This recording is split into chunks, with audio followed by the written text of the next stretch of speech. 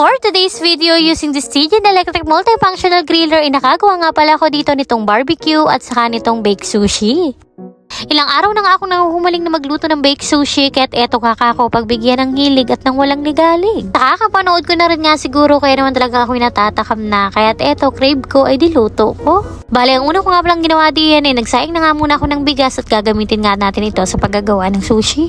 Napaka-easy at napakadali din lang naman na rin gawin. Ayan nga, tinumpisan ko na sa paggagayat nitong mga sahog na gagamitin natin, katulad ng mangga, ng crab meat at saka ng pipino. At pagkatapos kang mai-prepare lahat ng pansahog, etong nga taumpisan na rin natin pagsamasamahin. Bale, ang una ko nga palang nilagay dito etong cream cheese at sinunod ko na rin nga kaagad etong Japanese mayo. At pagkatapos ay nilagay ko na rin nga pala etong ginayat natin kaninang mangga, etong pipino at saka itong crab meat.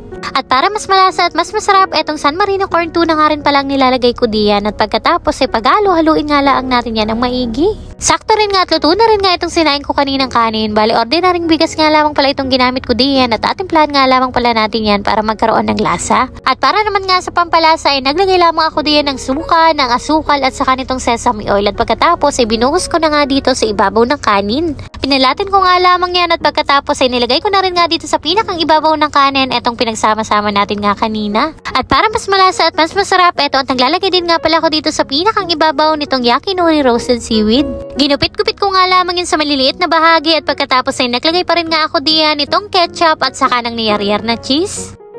Hindi nga lamang isa kundi dalawang putahe nga pala ang pagsasabayin natin sa pagluluto ngayon. At dahil daig pa nga namin ang maglilihi din sa bahay, at gagawa din nga pala kami ngayon ng pork barbecue. Bali, minarinate ko nga lamang pala na mahigit isang orasin itong karning baboy sa toyo, sa kalamansi, sa banana ketchup at saka sa bawang. At pagkatapos nga ipinagtutuhog ko na rin nga pala dito sa kasamang skewers nga nitong ating paglulutuan. At gamit nga itong Stygian multifunctional cooker ay dito nga parehas natin ito isasalang. Naglagay nga lamang ako diyan ng tubig para nga na yung usok ay dito mapupunta at nang hindi nga tayo mausukan dahil smokeless nga rin pala ito. At ayan, dito nga sa pinakang ibabaw ibibake nga lamang pala natin for 10 minutes itong ating sushi at dito naman nga sa pinakang ilalim ay iihawin natin itong ating mga barbecue. Wala rin kahirap-hirap sa pag-iihaw-ihaw dito dahil kusa na rin nga yung iikot tapos hindi ka pa mauusukan kahit nandito ka nga sa loob ng bahay. Mapapangisi ka na nga lamang sa tuwa, talaga namang napakadali at napakaalwan nga rin gamitin itong TG at mamalay-malay kay man din ay arin at luto na ang ating big sushi at ang ating pork barbecue.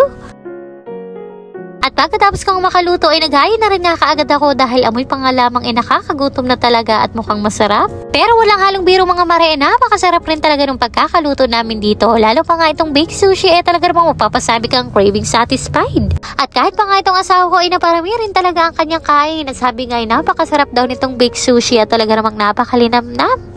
Best purchase para sa akin itong Stygian electric multifunctional cooker. Bukod sa napakadali ay napakarami ko na rin ng naluto dito. At kung gusto niyo mga mare ng ganitong lutuan ay ilalagay ko na lang po ang link sa comment section.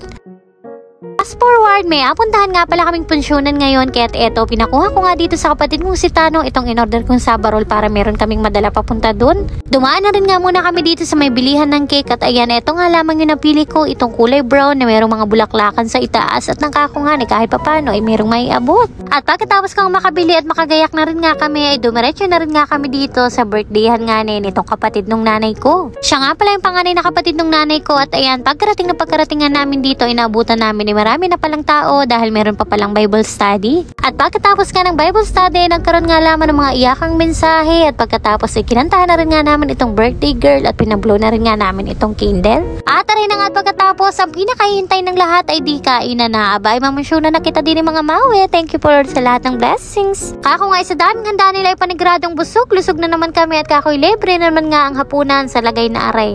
Abay, tunay ka nga rin namang sanay na nga itong anak ko pati rin mga kasamahan ko din sa punsyon na talaga namang kainan ng kumain. Pati na rin nga itong bunso kong si Alicia ay talaga namang husayin na sa mga ganun ng punsyonan. Tingnan nyo pa naman na talaga namang tuwang-tuwa pag nasa layasan. Fast forward, nagkahiya naman nga po kami mag-asawa na pumasyal nga kami dito sa may surplasan sa Pinamalayan. Sabi ko nga ni Dini sa asawa ko ay matingin lamang ako na mabibili kong kawali at paano ba gawin nasa bahay medyo kalawangin na. Mahilig din nga ako magbibili sa mga ganitong surplasan at kadalasan nga na yung mga inagamit kong kawali sa bahay ay dito ko nga lamang nabibili. Eto nga at pagkapasok pa nga lamang ay agad ang bumulaga Dini sa asawa ko. Aba ay gusto agad magpabili na rin agamitin daw niya sa pag-workout. Ay kako nga sa kanya daig mo pa naman ang tunay na nag-exercise ay saka magtataka ako kapag talagang ikaw desidido na magpapayat. Yes. Napakarami din nga ni ditong iba't ibang klaseng paninda, kaya naman ako willing-willy talaga kapag ako nga ni napapaginda sa mga ganitong surplusan at kako'y napakasarap nga ni magtitingin. At tulad na nga lamang na rin malalaking supang ari, pati na rin nga itong mga cabinet, ako nga ni matibay pa at talagang quality din nga naman ang pagkakayari. Palibasa mga gamit na rin nga ito, kaya naman mura din nga ang mga presyuhan ni Ri, pero kung sa tibay, kako'y aring-ari pa naman at talaga namang papakinabangan pa rin na matagalan. Kagaya na nga lamang na rin tinignan namin na malaking cabinet na ari, 10,000 nga lamang pala yung halaga niya, aba kako'y pwede na. Kapag nga ni napapaginda kami sa mga ganung surplusan, kahit pa man din hindi rin yung pakay namin, talaga namang napakasarap nga ni magtitingin at talaga namang kakoy, parang anong sarap bumili. Nagkaroon nga tuloy ako ng idea, kako nga ni pag natapos yung inapagawa naming bahay, sa mga ganito na nga lamang ako mabili ng mga katulad na ring mga cabinet. Nung nakarang punta din nga namin sa surplusan, ay din rin nga ni kami nakabili no ng electric guitar, kaya ayan ang tuwa nga ni nung asawa ko nung makakita nga ni ng mga bagong gitara dito. 3,500 pesos nga pala yung ganitong klase ng gitara dito at sabi nga nung asawa ko ay working pa daw at maganda pa naman, tapos makinis pa.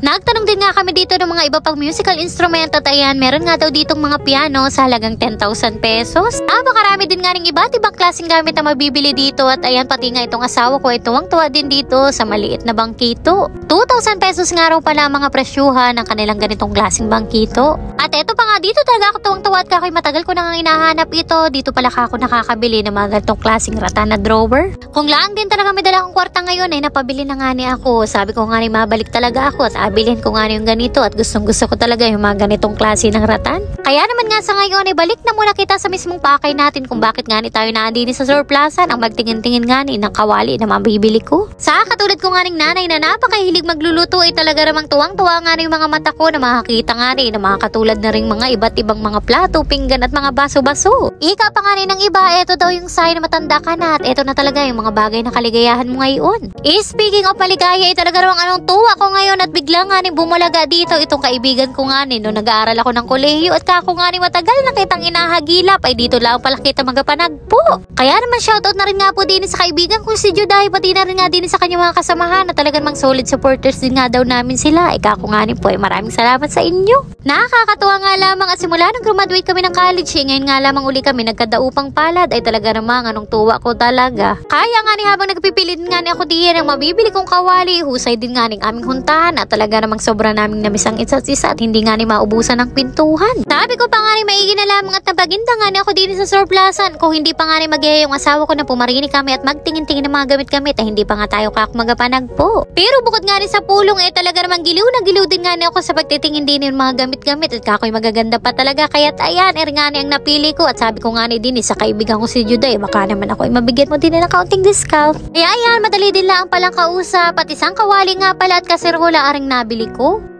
Fast forward nung nakarang hapon din nga eto at kasama ko nga pala ang inyong Kamangyan Vlogs at nakipagkita nga pala kami sa isang followers namin sa Facebook na mula pa nga sa Cagayan de Oro. Meron nga lamang daw silang iabot sa aming regalo kaya dito na rin nga namin sila tinagpo sa may dine at lag para sabay-sabay na rin nga kaming kumain at nakipagkwentuhan na rin. Habang masayang kumakain na nagkukwentuhan nagulat pa nga ako dito sa may-ari ng dine at lag at inabutan nga kami nitong isang box ng ensaymada. Kako anong tuwa ko talaga at paborito ko nga ni ito. Saglit din lang naman kami dito at pagkatapos nga namin kumain ayan nga tinabot na rin nga sa amin Sir JB Tabs itong mga regalo nila para sa amin. At dahil gusto nga raw nitong bisita namin na makarating dito sa aming munting bahay kubo, kaya't ayan dito na nga namin in-unbox itong mga regalo nilang dala para sa amin. Grabe, sobrang pinahanga talaga ako at sobrang na-appreciate ko talaga yung effort nito ni na Kuya JB Tabs. Talaga manggaling pa nga sila sa Cagayan de Oro, binayahin nga nila ang mga lahat ng ito para lang may abot sa amin ng personal. Sabi ko nga grabe yung dedikasyon at pagmamahal nga nila sa kanilang ginagawa at panalangin ko ay pagpalain sila ng Panginoon at pagdagumpayan sa kanilang mga ginagawa. Eto nga at nagulat din talaga ako dito sa kanilang gawa na family portrait namin at sobrang ganda tapos napakalaki pa. Sabi ko nga tamang-tama ito at ilalagay nga namin ito sa pinapagawa naming bahay. Anyway, sobrang thank you so much talaga dito kay Sir JB Tats at nawa nga'y magtagumpay siya sa lahat ng kanyang balakin. At pwede ba ako makarequest sa inyo mga mare na isupport and follow nyo rin nga pala ang kanilang Facebook page. Thank you! And yun lamang muna for today's video. Maraming salamat po sa inyong panonood. God bless!